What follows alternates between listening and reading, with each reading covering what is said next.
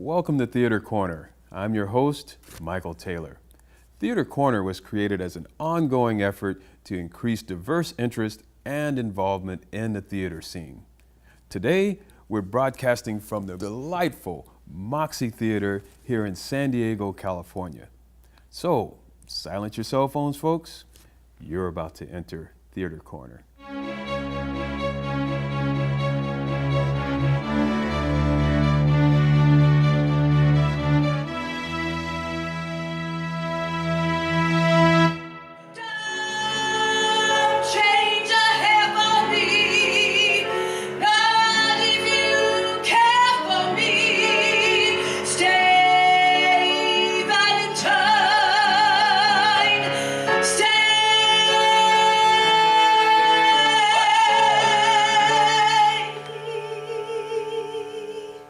And here we are with Leigh Scarritt here at the Moxie Theater. Welcome to Theater Corner. Thank you so much. You're so welcome to be here. Thank you. Thank you for taking out time to come visit a brother here at Theater Corner. It's early, but it's all my pleasure.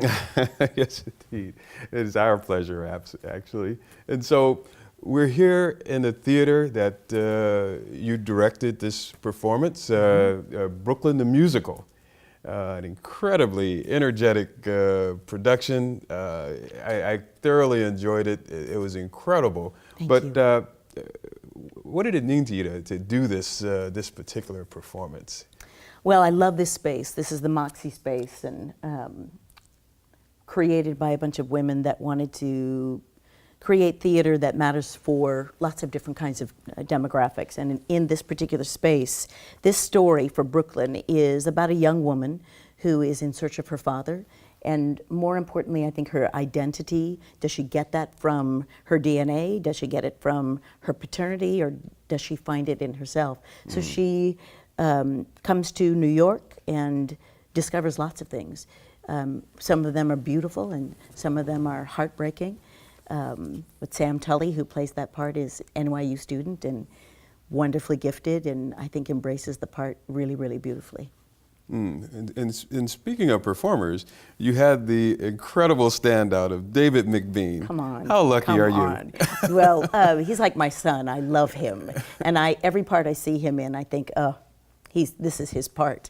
And he's just really capable, diversified actor, and he, I think, is known a lot in town for character work. Right. And this particular piece is narrative and kind of leading man-like, but really requires heart and depth. Right. And right. When I cast this part, this is usually a part that's played by an older African-American sage.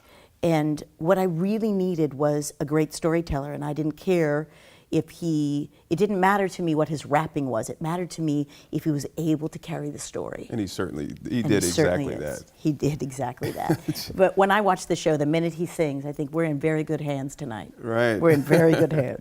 and I had the privilege of being here when he performed in Ruthless, yes, where you also directed here at the Moxie Theater. And again, I thought, that's his part, right, until he did this one. So, yeah, I think he's so versatile and so talented. Every show I direct, I think if I have Dave McBean, I'll be okay. Oh, you certainly will be. And so, here at Theater Corner, we spend a great deal of time talking about diversity. Okay. And in this particular play, Brooklyn the Musical that you've directed, you certainly cast diversity. This is packed full of diversity. How important is that to you in plays? Well, I think it's always very interesting to have tapestry on stage. You know, it holds my attention for a good 8 to 10 minutes if everybody's blonde hair and blue-eyed, and that's lovely to watch, right, and that's me. And I built a career early on with that look, and that's who I am. But Brooklyn is in New York City. And diversification it says in the play, it's the melting pot. Right. So we have Latina actors and African American and lots of different cultures, different shades, and that is New York City. And you can't tell the story without that tapestry. True. So that's what we did. And so you just mentioned now, this is the parts that you played, the blonde hair, blue eye. But there's one play that you performed in, Blue Bonnet Court. Yes. Where you were actually, there's the colorblind casting. Right. Which we typically think of bringing a black person or Hispanic person in to play a role. But this was kind of flipped around in your case, where you were brought in to play a black woman. I was. Delicia Turner Sonnenberg brought me in. There was a playwright from Los Angeles, and I walked into a callback, and every beautiful black diva in town was there. And it was an honor to be among those women, and even I thought, oh, hell's bells, I'd cast her over me. Right. I read the script, and she's more right for it than I am. But I thought, you know what, I'm gonna learn a lot from being in the company of these women, and I'm gonna try to contribute something. And true story, when I walked into the room, this beautiful, sweet playwright, well, she wasn't sweet, but she was beautiful, rolled her eyes. And I thought, okay, nice. Let's get the party going. And I understand that. I was not what the character breakdown suggested that she was looking for. And I think Delicia appeased her somehow and let me still do the material. And she ended up, I remember her sitting in the back of the theater, and she walked all the way down to the stage and offered me the part that moment. Wow. And it was a tall order. Her name was Nana Lou. It was in the South in the 30s, and she was the town librarian. And even though she played a different role at nighttime, she was out and about at nighttime. She was a woman of adventure, and I felt the need to play her appropriately. And at the time, my best girlfriend was a Jamaican woman, and I said, I need you to call me on my stuff. And she said, well, you got to deal with your hair. So that was the first time I braided my hair, and I've never gone back. Wow. My hair's still in braids because Nana Lou changed the trajectory of who I am as a woman and how I present myself as a woman. And playing her, the arc of Nana Lou was an important one, and it was difficult to explain. I remember explaining it to my own daughter. She said, that was the 1930s? I said, yeah, that was the 1930s, because when they found out that she was African American, they raped her and killed her. Wow. And so telling a story was an important one. Yeah, I get it. That's powerful. And so you've performed all over the country. I have. and just countless performances. And this is why you've been recognized over and over again, here in San Diego with numerous awards. One of the most recent being the 2017 Bravo San Diego Award, where you were awarded it was the Cabaret Award. What does this award mean to you? That's Rob Appel. I mean, Rob Appel has had a huge influence on a lot of our careers here in town. I remember when the Bravo San Diego was at the Westgate Hotel, and which we all miss. Right, I do. It was like our circus. Oh man! Gosh, he created such incredible performance opportunities for so many, lots of different art forms, and I remember walking around the Westgate thinking, I could live here, and it would be great. He gave me an opportunity to do my very first cabaret set many years ago, and I said to him, Rob, I don't do cabaret. And he said, yes, baby, you do. And I said, yes, sir. Yes, sir. All right. And all these years later, he presented me as the San Diego cabaret icon. And I love the medium, and he introduced it to me. All right. So, yeah. So you started Leigh Scarritt Productions years ago. Yep. You teach voice and acting. I do.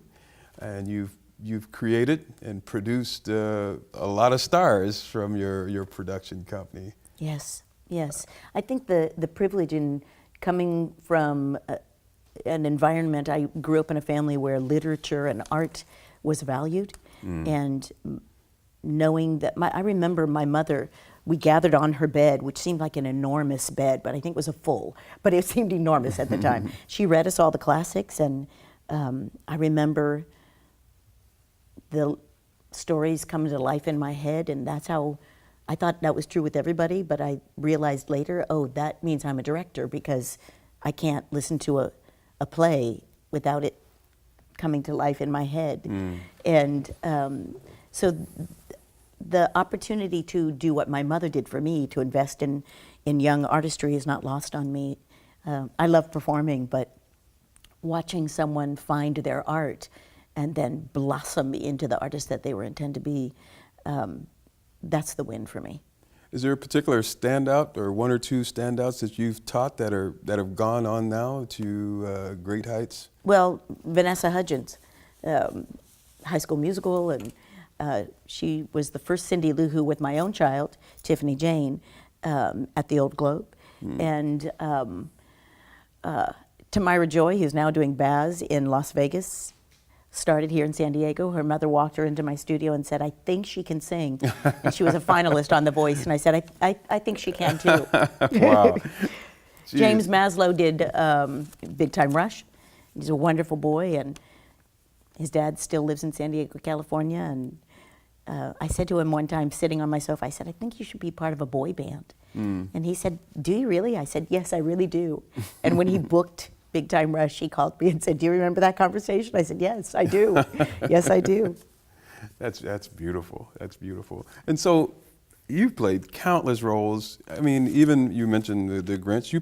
You played Grandma Who and the Grinch Who Stole Christmas at the Globe. I did. Sally in Cabaret, Audrey in Little Shop of Horrors, and the list just goes on and on. One and Only, that was your Broadway show? I've had a ton of great opportunities, and recognizing I'm exhausted by that list, by the way. In the midst of creating art and doing that in San Diego, there's no better place to do it. I mean, the opportunity to bring art that matters to me. I followed a lot of great leaders and learned a lot from them, great directors and the casting agents that gave me the opportunities. I did sitcoms for a long time. And I remember Ted Knight walking me to the producer and saying, you have to sign her because she's going to go forward. And he said to me, because my roots are stage, but he did a lot of television work, and he said, stage comedic timing is sitcom timing. And I didn't know that. But Ted Knight, who's a sitcom god, right. Helped me trust my instincts. And he was a huge influence in my TV work. Wow. But your most important role is that of a mother of Tiffany Jane. No doubt, no doubt. Tell us about this talented She's my young best production. Tiffany is a blues singer and an R&B singer. She has her own band, Tiffany Jane and the Kicks, and she's my kid.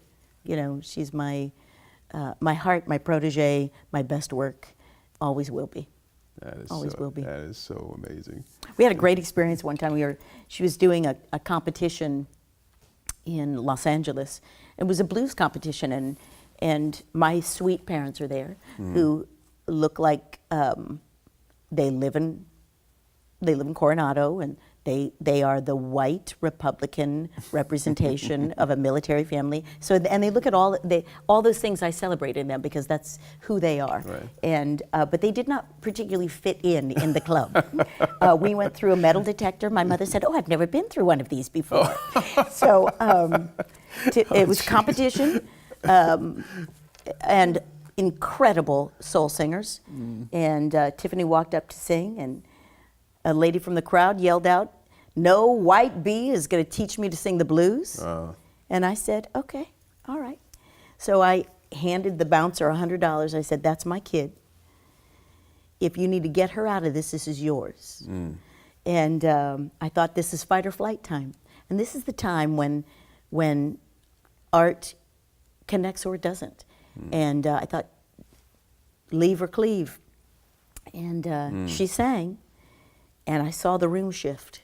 I was standing in the back of the room, and I saw the room shift, and that same woman came up to Tiffany afterward and said, "You can sing the blues." Wow. My mother, my white mother introduced Aretha Franklin to my child, and everything changed. Wow. Everything changed. Powerful. Yep. So, tell us what you're doing next. What do you got coming up next? I am directing a version of Stephen Sondheim's Into the Woods, and we're going to turn it on its head. I've done it 4 times, and I always want to be a little bit afraid to direct something. I always want to see if I can create something, and I think it's just out of my reach. And because I've done it before, I want to make sure I do something that makes me a little bit afraid.